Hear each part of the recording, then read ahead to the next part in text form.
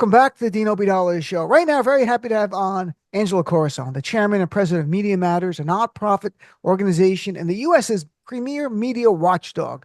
Angelo, good to see you. I've seen you on cable news so much, on MSNBC, I should say, and I think CNN, but I don't watch that anymore, so I don't know.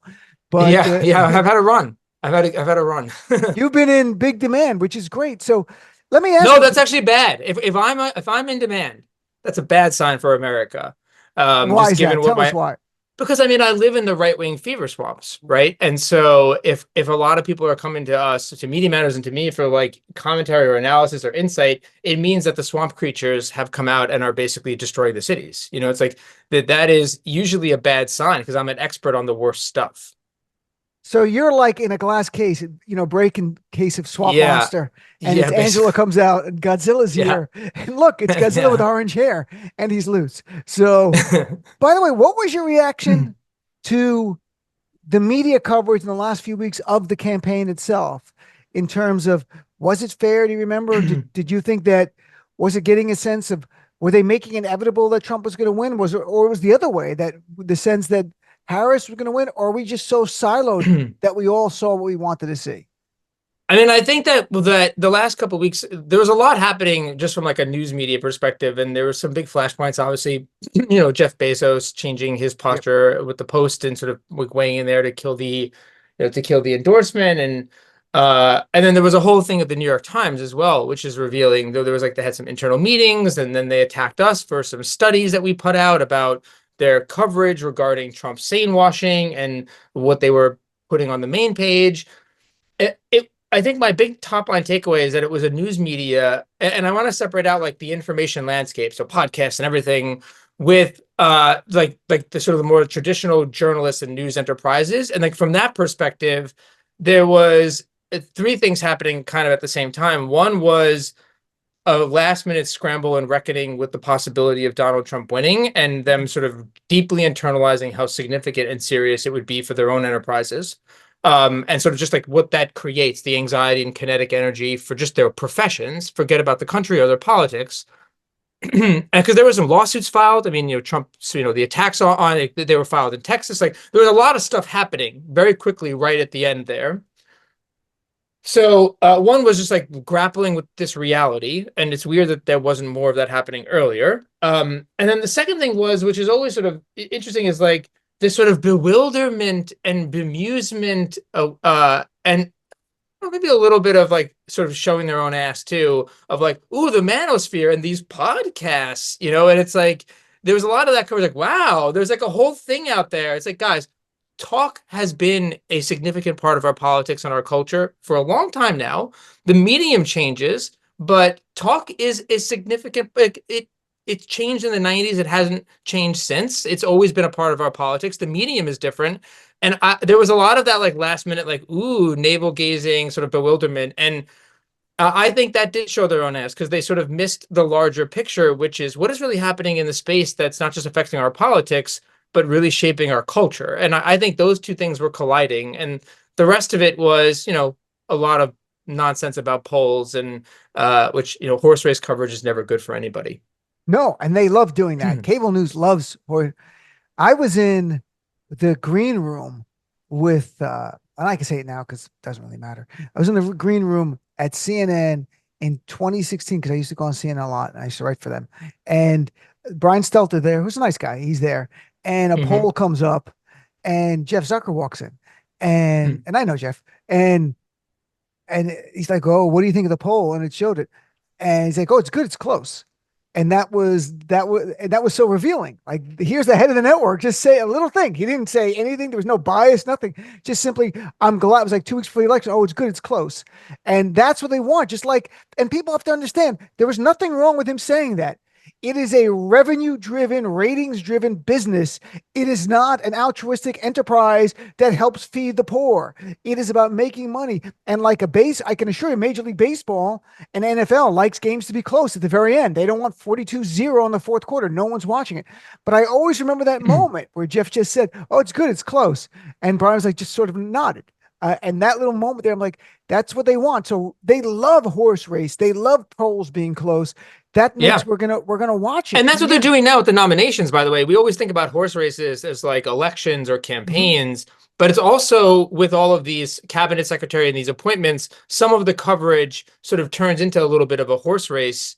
Obviously, they're kind of running against their own time, but it ends up being a lot of like who's up, who's down, is there going to make it? Where are all the votes? And it's a little silly and not super helpful. Some of the reporting that can fuel that is very helpful and important for people to understand, but it does kind of collapse down to just like the standard politics horse race stuff. And that I think has a distorting effect because then we sort of miss the fact that literally nobody else is talking about that except a very, very, very small bubble. No one's really talking about like who's going to be the next deputy director or where the sec. No one's covering it like that, and that I think shouldn't get missed. Yeah. Well, and look, the sex scandals get all the press, not the rank and competence of someone like Pete Hegseth. And we'll talk about him more later. I want to Yeah. touch on something you've already touched on here, which is the idea of podcasts and YouTube. And there were articles like, as podcasters and YouTubers help deliver the bro vote to Donald Trump, Democrats are facing criticism for not engaging enough with non-traditional media on the right or elevating voice on the left. I'm like, I don't know what to say other than it's after the election and you just want to do an autopsy because, first of all, you've talked about it nonstop. Rush Limbaugh redefined things. He was the biggest get out the vote guy. Yeah. He did radio. And then, on the left, we've been here. This Pod Saves America guys are wildly popular. They're one of the top in Yeah. the country. And it's like no one talks about left wing so I don't even know what to make of this. I don't know what the media is doing in this, and I don't know the takeaway. So are we outgunned? I mean, I thought we were always outgunned and outnumbered when it comes to talk radio. We know that. I Oh live in yeah. that world. We know that. Yeah, it's bad. It's really bad. We track this stuff internally too, and I have like we've just like pulled all this data together, some charts. But I mean, it's if you like compare the top creators, both right and left, no matter what the medium is, they just radically dominate, and by orders of magnitude. It actually the part that I think is everyone at this point, in even if they're not directly connected to it, it took a long time, but people understood that like the right wing had an advantage on traditional talk radio. It's like an accepted fact. And it was like, of course they dominate, Right. Right. The dominance that the right has managed to build in the rest of the media ecosystem. So that's like both a combination of podcasts and then sort of like smaller creator channels. It like dwarfs the asymmetry or the imbalance that existed on talk radio. I mean, it's like 3, 4, 5 times depending on the platform, orders of magnitude more. And that is the thing that I think people haven't fully internalized is that the landscape has actually gotten more lopsided in favor of the right wing, not the opposite direction. So when people talk about Democrats needing to do more to build that infrastructure, did the Republican Party as a party build it, or were they just right-leaning billionaires that were building like the Charlie Kirks up there and Rumble and that kind of stuff, where they're all out there and they're speaking to younger and older people, to be blunt? Yeah, I mean, it's like they didn't set out to build it like explicitly, but they did is they fueled it. And they understood that they fueled audience creation, audience development, and then they also built a series of infrastructure to support and facilitate it. So, for instance, it's not just that they advertise on these programs, but a lot of these like nonsense, like right wing nonprofits or whatever, they just buy a bunch of ads on creators' programs. They did this on talk radio back in the day. FreedomWorks used to give every talk radio host, 5, 10, $15 million as sponsorship deals. Just it helped them boost. They were huge. They were one of the biggest advertisers in the space.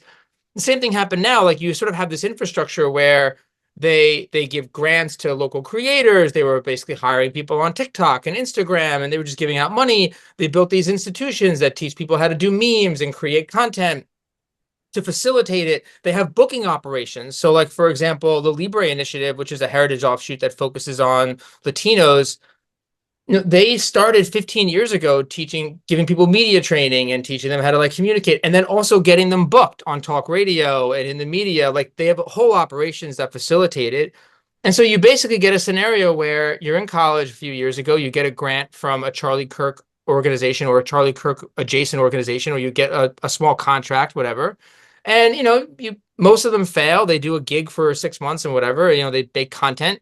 Some of them break out and they get their own following on Instagram. And before long, they have a show on Daily Wire.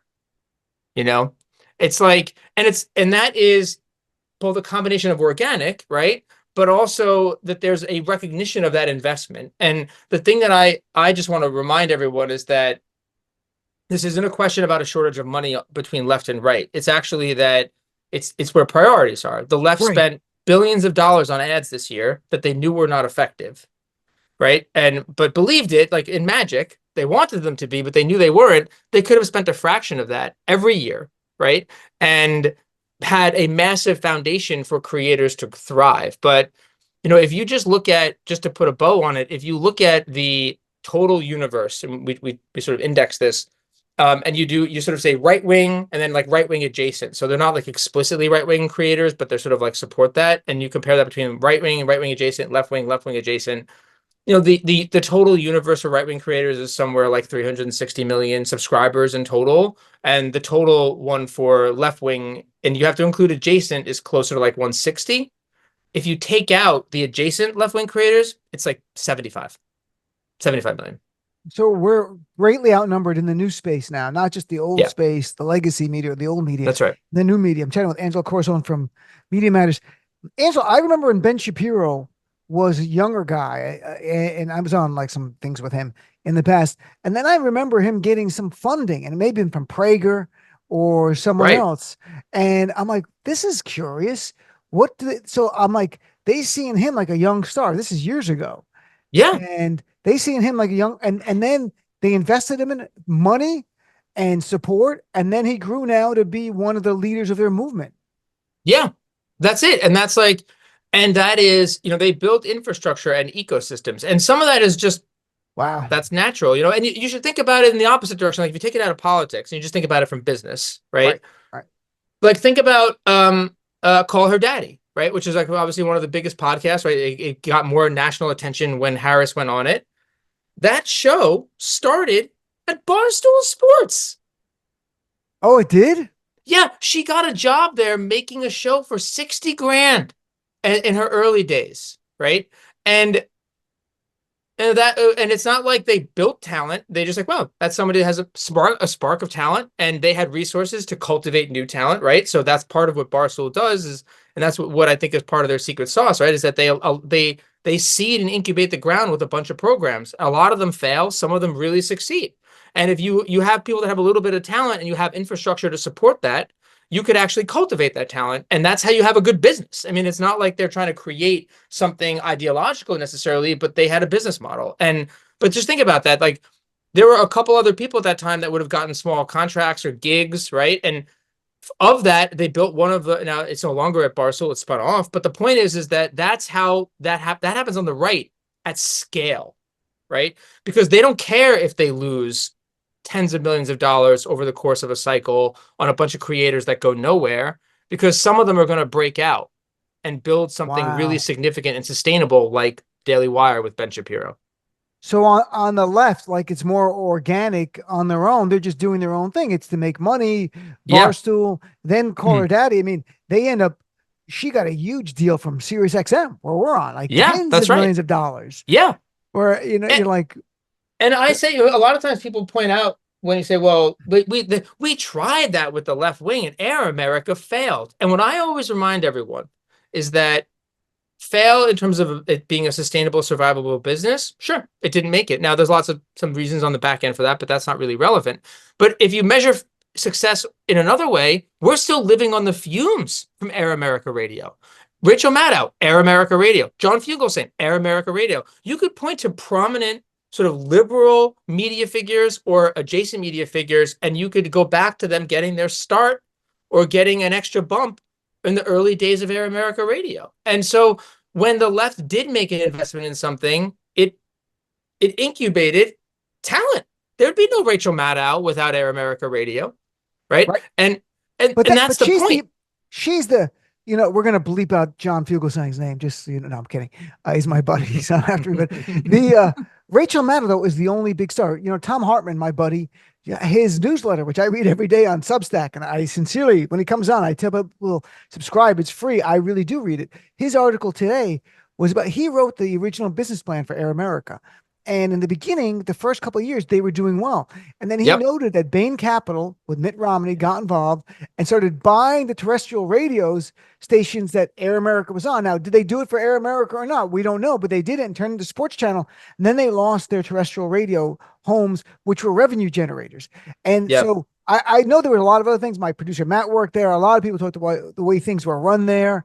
I think RFK Jr. had a show there. I never had a show there. Yeah. Yeah. Mark Yeah. Yeah. Maron had a show, but like there are people who got Mark Maron got famous on his own afterwards, but he learned a lot about radio. I used to go on his show all the time. I know Mark for a long time.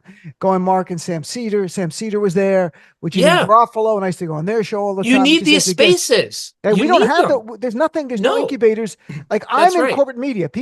I have people come on and they talk about like this, like it's new media. I'm like, I'm in the quintessential, I'm first of all in radio. Like Marconi came up with this in the 1880s, okay? And now it's satellite. And we're in the Pandora SiriusXM. This is pure corporate. The difference is they really give us freedom where until I get in trouble, I keep saying things. Like, I mean, we just keep Yeah. going out there and no one bothers us. So we have this bizarre freedom, like independent media. But there's I got the job after a lot of people tested for it and they gave it to me. But it wasn't to incubate to be a big voice on the left. It was like, okay, it feeds our audience and that's good. What you're talking about on the right is they actually make a conscious decision. We're going to spend millions of dollars on the right to find the next Ben Shapiro, Sean Hannity, Laura Ingraham, and the list goes on. And some are going to break out and some are not. And and in the meantime, you're chumming the waters. You know, all those people that get sort of contracts or gigs or whatever that fail, and by fail I mean that they don't succeed and make it their sustainable profession. They're still chumming the waters. They're still talking about that stuff. They're still creating energy. They're still building audiences, and those audiences, some of them filter off and find other things, but some of them say, "Oh, this guy sucks, but I like this. I'm gonna find a better creator," or I got a recommendation. To actually, look off and to find that other creator. Like, if you actually look at the way the recommendations work, it's so fascinating. But like people like Joe Rogan or Theo Von, these are significant creators that are sort of like right adjacent.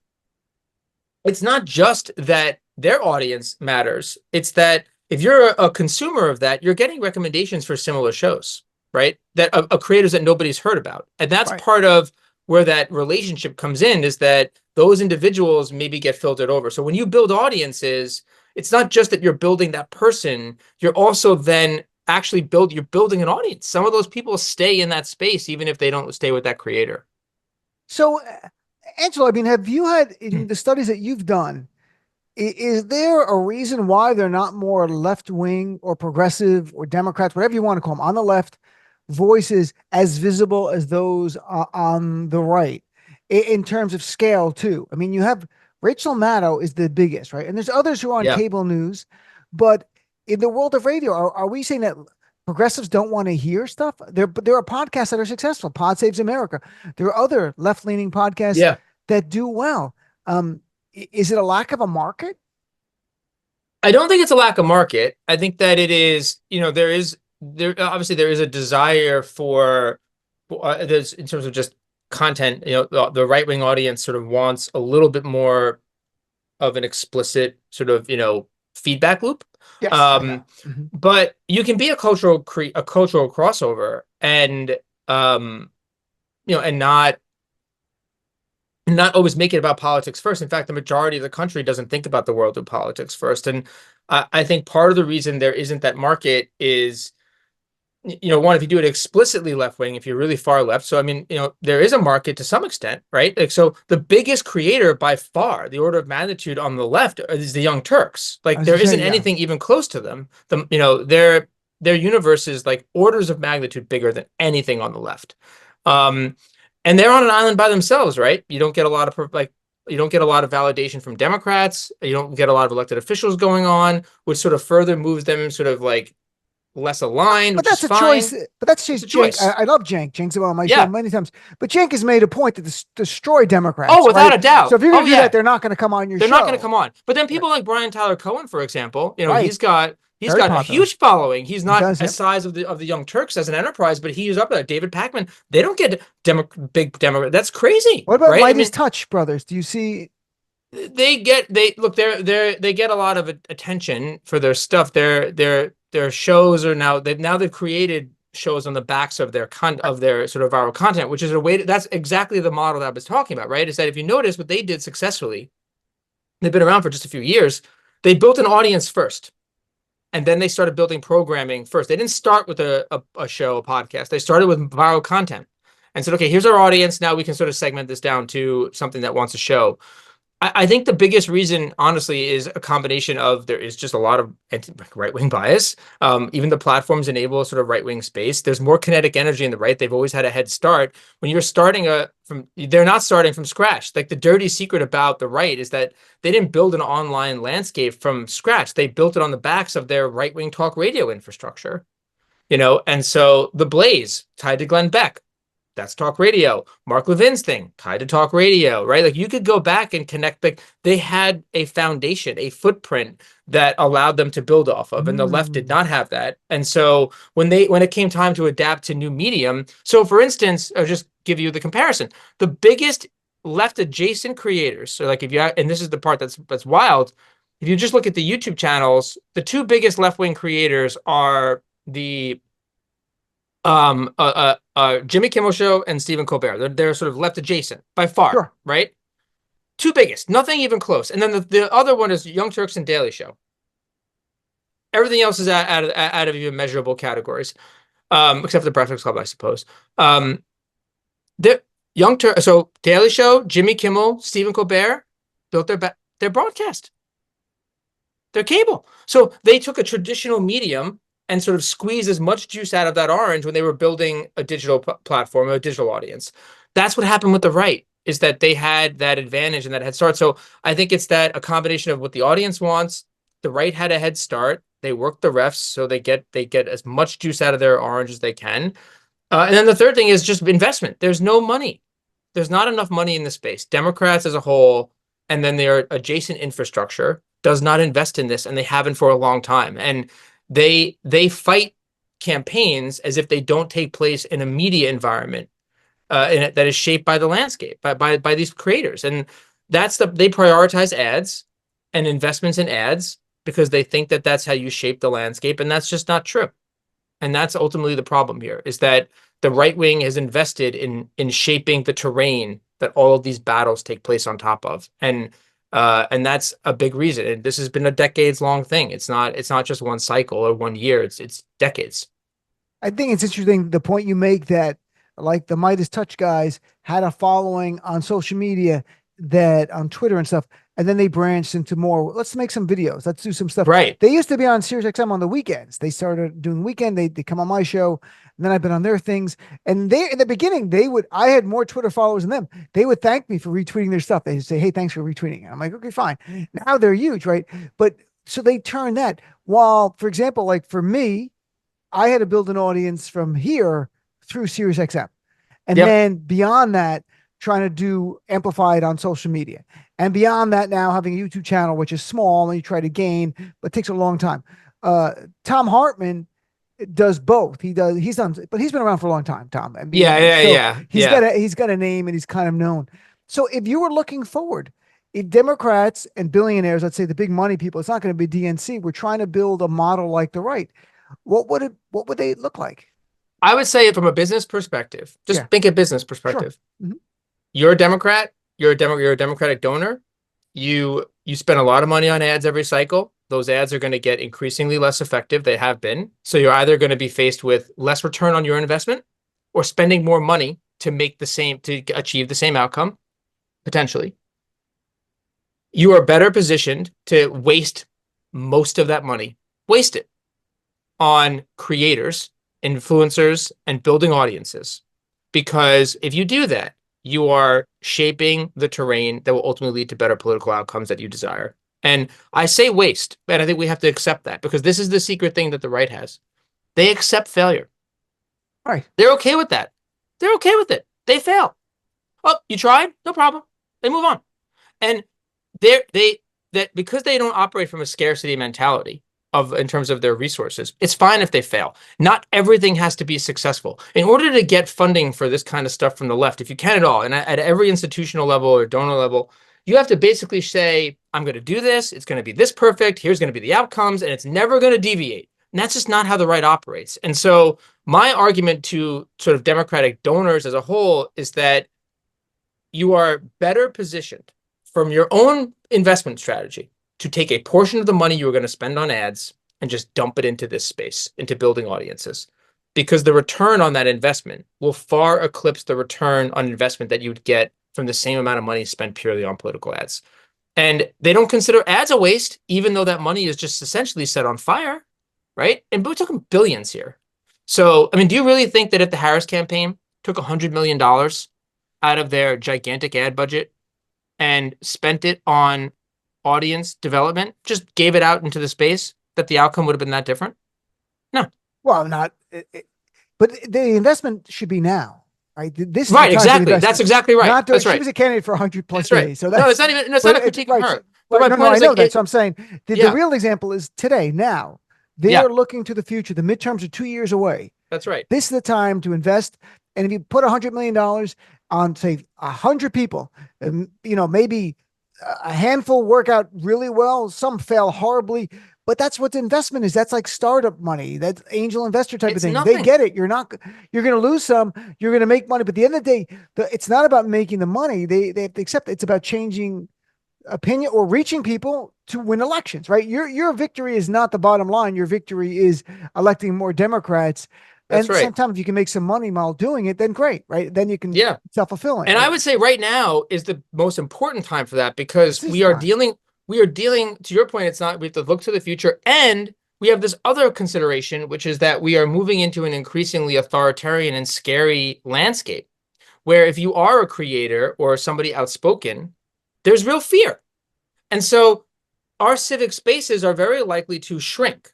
And so if I was a Democratic donor or somebody that cared about civic spaces or democracy, I would want to put as much money into that space as a buttress to bulwark people retreating from that space. Because if you think getting sort of priming the pump and building out this sort of separate audience and communications strategy is hard in the abstract, try to do it in an environment where people are being punished, retaliated against, are afraid. Try to do that when you have less creators to choose from, because the remaining ones are scared. I mean, because everybody left because they're scared. It's like, that's the thing. It's like we need to stop as much people leaving these civic spaces as possible, to even give this strategy a chance of meaningful success and long-term change. So there's an urgency to it that I would add that's beyond just like, this is how you ultimately win. Now it's an urgent issue. We need to retain as much engagement in these civic spaces. And I'm chatting with a friend, Angelo Carusone. So, Angelo, let's take a break and then come back and pick up that theme there about self-censorship and a different view of Joe Scarborough and Mika going, that it wasn't about ratings. It was about self-preservation as a people. And the concern, that message, because a lot of journalists, I'm sure, and people in the media are seeing that part of it. And I'm concerned about self-censorship in a time when you have to be even louder and speak out, but not everyone has that luxury to do that, or the principles behind themselves to do that. So let's take a break. We'll be right back with our friend Angelo Carusone after this.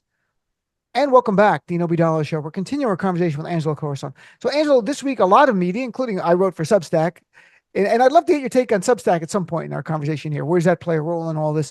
Joe Scarborough and Mika go down after being one of the leaders in the warnings about Donald Trump. Literally, as I wrote about for Substack, Joe Scarborough said this election pits authoritarianism versus Madisonian democracy, and that Trump's a fascist, and saying he's a threat to Liz Cheney and to journalists. And then within 3 weeks, they go to Mar-a-Lago. And the head-on criticism's all been done. I don't want to get into that. I want to get into what's deeply much more concerning, that they sincerely feared for their own safety, and that and the message that other people in the media might take from that. Yeah, it's weird. I don't want to like defend them, right? Because right, there's something sort of like gross. But that was sort of my original concern with some of the feedback, which is like, yeah, there's a crassness to it, but also have we all have has like the public internalized what just happened? Which is that they were scared. Yeah, Yeah. there's a part where I'm sure there's an opportunistic piece. They want to get back in good graces, and I understand all that, and I'm sure that's a very big part of it. But if I strip apart that and I just focus in on the fear piece, that and I believe that. I believe there is fear. That's scary and sad. And now there's still open questions about it. Was that the most appropriate way to deal with that? And and that's a separate thing. But the fact is that here are two people that obviously knew him and that had been saying all of these things about what the risks were. And I don't think their claims were hysterical. I think that they are real. And I think any serious person in the space, especially in media, it believes that there will be some type of degree of retaliation and attacks and assault on the press. And we've already seen that to some degree with these lawsuits that are filed in Texas by Trump and and threats of arrest and retribution and retaliation. And I mean, it's investigations. Like there's a real fear. And Hmm. so I I think that part is alarming. And um and it's another example in we saw this with Jeff Bezos that these are people that are not weak, right? They have power. They have a Hmm. platform. Bezos has lots of money. Mika and Joe have a platform and a significant amount of influence at a major network. And yet their immediate response was a fear response. And that's scary, both from, well, if they're scared, maybe I should be scared. And the second is, from a, it does sort of create the like, what do they know kind of thing. It's like, I gave this example to somebody recently. Sometimes there's a human response, like if you're eating food and somebody gets sick, a lot of times it's a reflex. People will also get sick immediately, because we're like hardwired to be like, oh my God, it's poisoned or it's Right. bad. We should all eject, even if you are enjoying your meal just fine.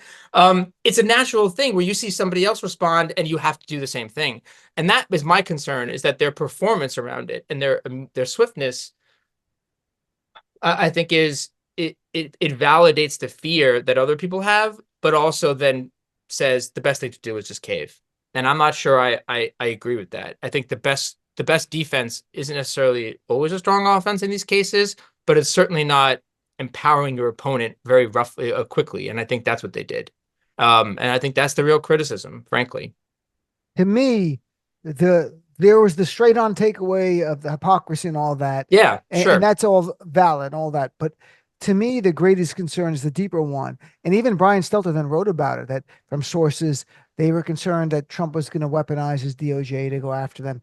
And my view of history is that self-censorship is the authoritarian's best friend. You don't even have to get your hands dirty. You don't have to send the henchman to go silence someone. They self-censor. So people go, okay, am I really going to write that article? Or is the editor just going to water down something just a little bit? Because in the past, Trump sued ABC and CBS. Now he can use the vast resources of DOJ to go after them. And Gates would have done it. I don't think Pam Bondi's any different. I mean, she might be slightly different, that she is someone who actually was a former prosecutor and she worked as AG, and maybe there's a line, but all you have to do is make an example of one. You don't have to shut down everyone, just That's right. one. And everyone else goes, that's just not worth it. It's a couple more years. We ride out the storm. We'll be fine on the other side. If there's another side. I mean, that's Yeah. the problem. And I think that to me is the big takeaway here, is that it validates all the concerns that people are having, and what's worse is that it then signals the posture, to your point, of self-censorship, like that they kept saying we're going to speak truth to power, we're going to do that, but it's like, well, actually, if you are afraid, you're not. And that's a choice that people get to make in these environments. And but history tells us in these moments that most of the time people break toward the right, and they retreat, and they just go along to get along, and that's I think the big fear. And I don't think internally, and this is where the media I think is especially important, and this is a moment for legacy outlets. There's been a lot of attacks on them lately, and I understand, but I think this is a moment where they're the few places that have both the long-term commitment, the long-term history, the resources to at least have a stiff spine for a little while. And I mean, these are not weak people. These are people that have a lot of influence. It's NBC. It's like it's a major outlet. It's like this is like the idea that somebody in that position and themselves fairly they have financial resources, but they have a big backing that they're going to be that they're afraid they're going to be the first to go and have no recourse is scary. And they are the ones that actually should be going in the opposite direction, saying, wait, I have enough to sort of stand up to this. I can. And I should. And I think that to me is the worst part about it. And I'm glad you said the thing about self-censorship, because I think that's the part where people will go along to get along. Right. And that's bad. And, I went through this on my show on Tuesday. I'm not defending Mika and Joe, because if they really were concerned about their own safety or financial security or being prosecuted, well, you abandoned us then. You took us here. You told us this guy's a monster, and now he's here, and you're like, I'm leaving. I'm going with the monster to save myself. I'm like, that's worse on a different level. But I think, yeah, no, I have a lot of feelings. Like I'm worried. I mean, a lot of people are worried. But like my first plan was not to capitulate. No, you got to stand. So let's talk though about, since the election, MSNBC and CNN has seen a tremendous drop off in ratings. Not even normal. Yeah. Like it was like the day after. It's like anger turnoff for whatever reason. And, I saw something just in Adweek about ratings. I think in overall ratings, like CNN lost about 60% and MS around 50 or something like that. And Fox News lost some too. Well, there's just the intensity leaves. But what do you make of CNN and MSNBC's drop off? Is this hastening the demise of cable news, perhaps? Yeah, it's going to speed it up, right? I mean, quite a bit. But I also it makes total sense, right? I mean, this is it is. Do you really want to watch them gloat for a couple months? Do you really, after going through all that, do you really need to be confronted with that after, you need to adapt and adjust? And I think that to me it's expected and understandable. And I think the audience taking a step away from it, especially cable, is probably for the best, weirdly enough, because this is not 2017, No. We're going to need to be a lot more deliberate about how we react as a society to the decisions that the incoming administration makes when they're in power. And I frankly don't think cable news is the best. They're not the most discerning when it comes to that. I don't want to be taking my cues from when to be outraged and when to be engaged from cable news. Now, and I obviously I live in the space and I appreciate everything they do, so it's not a knock against them, but I don't want them to be the conductor for that. Somebody who's has a little more breathing room needs to be able to make that assessment, because one, it's not just about their credibility. It's like their business model is designed to have as much attention for as long as possible, so they're going to be hysterical, and they also simultaneously need to get some degree of access. And it's theater to a degree, and obviously authoritarianism oftentimes relies on theater, and so I don't need to watch that show, and I know why a lot of people don't. I get it. It's okay.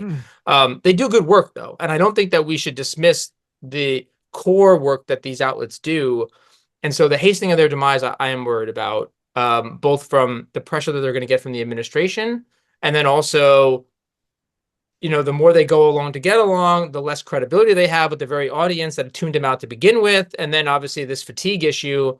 It's one thing to turn off the channel for a while. You got to get them back at some point. And I don't know about that part.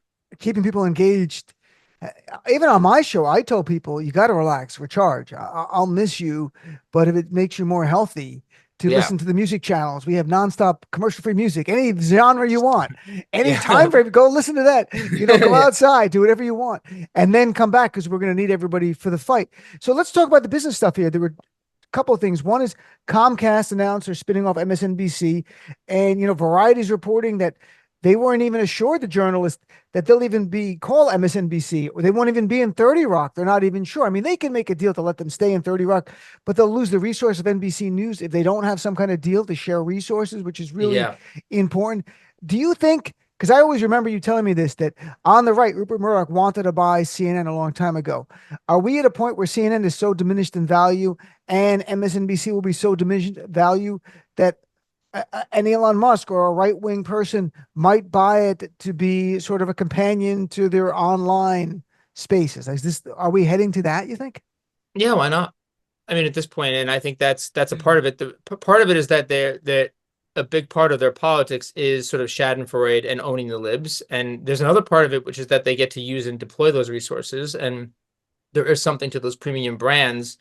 The other part too, and this is on the Murdoch front, it is it's not even clear what his capacity is. I still think he wants it. It is his white Mhm. whale, to a degree, but it while the litigation about what happens with the future of Fox is being resolved because there's this fight over who's going to have control over the company long term, that the kids are sort of suing each other. So it's going to be hard for him to do that in this moment because of this case, unless it gets resolved relatively quickly. But I can certainly see them trying to gobble it up because it gives them a footprint. The landscape has changed so much that these do have. We shouldn't get rid of them. We shouldn't pretend that they don't matter. Let's not forget, like in terms of the podcasts, like we go back to that just to give a comparison. We talk a lot about right-wing podcasts. That's true, but the other top players are shows that got their start from news companies, right? So the Times has some of the biggest podcasts, NPR Mhm. does, right? Like these are still premium brands that have capacity to then adapt and change, and or at least you could use Well, them that's a and good leverage point. them to create that transition. And I just also want to note that like the demise of like cable news and everything, like it is happening, but it's kind of like it's not as bad. But like the hysteria about the demise of cable is similar to like some of the people that are always like Social Security is going bankrupt. It's bankrupt now. It's like, dude, decades. Like, and then there's still like 98 cents on the dollar, and then it's 96. Like, yes, cable news is losing a lot of customers, but they're still going to have like 65 million, 60 million. And that's guaranteed money in the bank, by the way. Whether or not anybody watches your channel, you always get paid your subscriber fees. So, like, there's a lot of like, oh no, it is true. It is evaporating, but it is like the hair on fire part of it is not as, uh, it's not as significant as I think people make it seem. Now, the Right. relevance, yes, but like you're still getting a guaranteed amount of money. Um, but rating it matters a lot for places like Fox, strangely enough, because they rely so heavily on their subscriber fees. For MSNBC and those channels, they're going to need advertising, and that's where it all sort of comes together. They will be diminished, and I think they are going to be susceptible to being gobbled up. And and I think the spinoff is a reflection of last time's history. I think it's a good time to bundle those assets and to try to like maybe make a deal. It's a reflection of the fact that it's not just fear of Trump; it's also that they think it's gonna be an anything goes kind of model, and so they're not going to deal with a lot of regulations. So they should try to consolidate as quickly as they can. And that's what we're going to see, a lot of media consolidation. Yeah, and Trump's DOJ will Yeah. allow that FTC when Lena Yeah. Khan's gone. Until they Well, rebundle streaming services, which is coming inevitably, guaranteed. Like there will be streaming services that'll end up being just like virtual cable companies in our lifetime. Like that's what's going to happen because ultimately the bundle is the only way for people to get programming at any degree of scale. And we've sort of like broken apart and are now going to come back together, but just in a worse way. when people talk about the demise of cable news, it's sort of like the first video ever played on MTV was "Video Killed a Radio Star." Well, there's still Yeah. radio stars, Yes. there's still video stars. At the same time, you could have, we're a big enough country where enough things can be monetized and make a lot of executives and people on air enough money to keep going. So it's not going Yeah. anywhere. What did you make of? Did you see the reporting? Rachel Maddow is going to take a pay cut at MSNBC, and they're starting of attributing that to what's going on with MSNBC. I mean, I'm not sure if there's a connection or not. I just saw the reporting right before we Yeah. started chatting, but I mean, is MSNBC in a place where it's existential threat to them, what they're facing right now? They're going to get hit pretty hard. I mean, they're going to be resource starved, especially if they're not going to be able to rely on some shared resources, and that's going to be that's a real thing. They're not a money driver in the way that other programming is. They're not a money driver. And especially at this when the spinoff happens, like let's just keep in mind that the new Comcast is keeping Bravo, for instance, I know. right? Not Uh, CNBC. I couldn't believe they're not going to keep CNBC. I right. read that. I'm like, what? you know yeah, so they're not keeping Bravo, they're keeping Bravo, and like you in some ways you need that extra like padding to sort of help offset your reporting to shareholders and your returns. And yeah, MSNBC is going to be hit. It's just like any major outlets are, and they'll have to adapt and adjust. And especially without the shared resources. Like, it's going to be a hit. And there are some personalities that obviously are going to get paid really well, and they're doing a little less, or they're shifting their model. And Rachel Maddow is a huge star. Now, they can't get rid of her, and I don't think they should. But if taking a pay cut lets them keep some of their staff and adapt, like, that's not that unusual. It's amazing that they did it so fast. And but she did get a pretty sweet deal for herself, I have to say. Like, It's a I'm a great fan, deal. but the amount, the to her credit, like, her deal, I never really understood how she got this, like, this new deal. And so the fact that I think that even she was just like, you let me have it for this long? That's crazy. I'm happy to take I the think it was pay. 30 million a year just to keep Yeah, her in. in the I orbit. think they, in a way, it was probably like she really wanted to walk away, and they said, "Give Right. us a number," and she's okay. Here's my number, and they go, "Okay, Yeah. we'll meet your Yeah, yeah, number." yeah. So, Like like, what? honestly, yeah, like, good for her that she was able to do that. And so the pay cut is significant, but also it's worth keeping in mind that she is not a principal, like, personality on the air. She doesn't have a regular show in the way that she did. And, she's not doing it. She's doing other things. In a way, she's part of, it's funny. She came to this industry, we shouldn't forget this, from, like, radio. Yep. And now she is kind of like their lead steer in transitioning their programming back more toward a talk oriented chat streaming. That's what she does. That is what she is basically doing for them, is building out programming that is looking toward, okay, how do we capture these new audiences, both, online magazines and, and essentially podcasts, but through different formats. And, like, it's amazing, but it all comes back to talk, and that's what people want. And That, yeah, I am worried about MSNBC. I am. and that, And all the cables. I do think they matter, by the way. Like, they do make a difference in. I don't think they're as significantly influential as they were, like, 20 years ago, and mhm. they have an increasingly small audience. I appreciate that, but there is, it's like saying that you don't like certain bugs. Like, oh, well, I don't need those bugs. Like, well, we kind of need ants. It's like, just because it doesn't, like, directly affect your life, like, every ecosystem typically has a significance, you know, and yeah, actually, we do need certain ecosystems, even if it's small and sometimes annoying. We need Mhm. this cable news ecosystem because it has some value. Not all of them, but yeah, they have a value, and we shouldn't discount that. I agree. Well, Angelo, thanks so much, my friend. That went really fast. It was great Thank chatting you. with you and catching up to everything, covering it all. And I look forward to chatting with you either December or in the new year. It'll be Let's do interesting to it. see as we go on how the media deals with Donald Trump 2.0. So thanks, my friend. Have a great night.